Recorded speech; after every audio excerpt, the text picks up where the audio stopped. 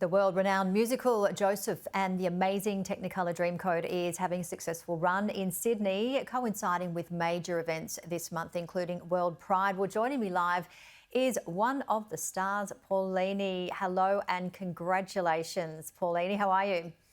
Thank you. I'm very well, thank you. I've just finished a show. Our matinee was at 2 o'clock, and yeah, here I am sitting talking to you, and it was great. The show was Ready for awesome. the next show? 8 shows a week. It is fantastic. I recommend it to everyone. It's a lot of fun. Tell us a little bit about the show, including your role. Okay, so the show is basically the Bible, the story in the Bible about Joseph and his 11 brothers. They sell him off to the Egyptians, and he becomes a pharaoh, and basically they come, if things kind of turn around, they come back and ask him, because of all of the crisis and the famine that's happening in back in Israel. They come back to him in Egypt and ask him for forgiveness.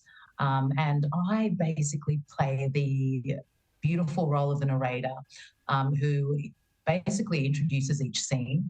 I give the audience insight of what's going to happen next.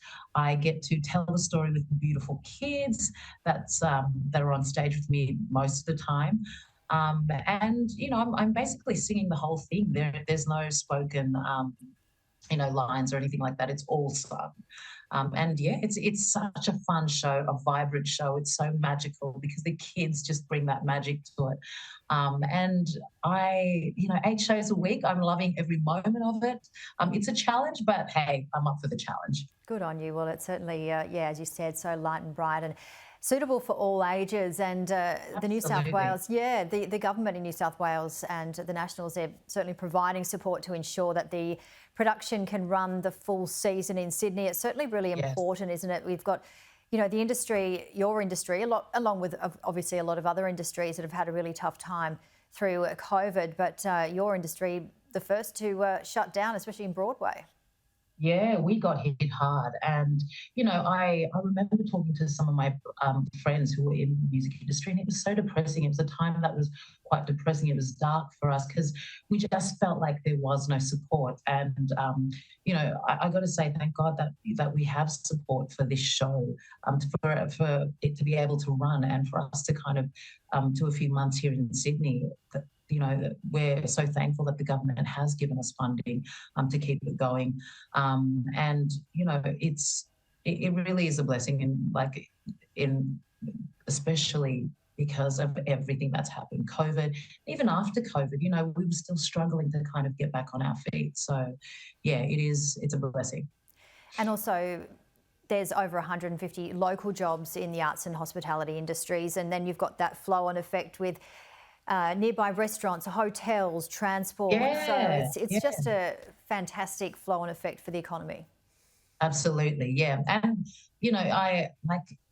it's great to, after the shows or even in between the shows, we get to we walk out in the streets, and it's beautiful to see people out again, enjoying eating at restaurants. The whole vibe has really changed because these shows are back in theatres, and it's bringing more joy to people. I think people miss going to see things, and especially with this show, Joseph and the Technicolor Dreamcoat, you walk out of the theatre being so joyous, and it reminds us of that message that I think a lot of us forget about, is that forgiveness is a massive thing in our lives. We have to forgive and be accepting of things that happen around us. And what would be one of your favourite songs or one of your favourite moments in the musical? I think one of my favourite songs is when I introduced the Pharaoh on stage, and it's just a beautiful scene. It's all gold, and it's so uplifting, and quite funny at the same time. So yeah, Pharaoh's story definitely is my favourite song. And you mentioned 8 shows a week. Tell us how grueling it is, because we were just talking in the commercial break, and how it's raw. You don't have any backup material in terms of engineering with your voices or so forth. What people are there listening to, it's completely raw. It's completely you. And, you know, you don't get bored doing 8 shows a week. It's all, obviously, you've got to be on your toes in case something happens. But tell us how, you know, the rehearsals and how hard it all is. Yeah, look, 8 shows a week. I mean, it is craziness. It's, I'm not going to lie, it's challenging.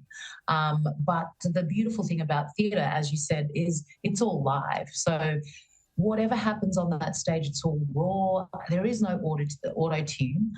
So if you hit a bad note, it's people are going to hear it, and I guess you just kind of pick it back up, and you keep performing. And what I love about doing 8 shows a week is that every time I step out into this role, there's the beauty about it is that I can create new, I guess, thoughts behind what I'm singing, and that's what makes it fresh every time.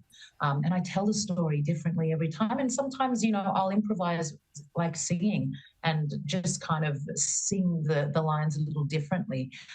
So I love being able to perform 8 shows a week. Like I said before, it's a challenge, but hey, you've got to challenge yourself every day, and I love live theatre. Well, you're a triple threat as well. Look at those dance moves, singing, acting, dancing. You've got it all. Congratulations. Thank you. Oh, it was great. No, you're fantastic. Thank you so much, Paulini. All the best for the rest of the season. Pleasure. Thanks.